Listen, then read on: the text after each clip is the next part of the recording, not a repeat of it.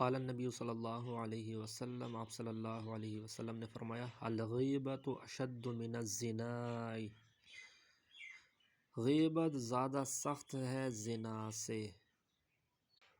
تو ایک مرتبہ صحابہ نے پوچھا کہ یا رسول اللہ، غیبت زنا سے بڑا کیسے گناہ ہے؟ تو رسول اللہ نے فرمایا کہ زنا کرتا ہے انسان تو توبہ کر لیتا ہے، لیکن غیبت کرتا ہے تو توبہ اس وقت تک نہیں مانی جاتی جب تک، یعنی کہ توبہ تو کر لیتا ہے، پھر اس سے جس کی اس نے غیبت کی ہو اس سے معافی نہیں مانگتا۔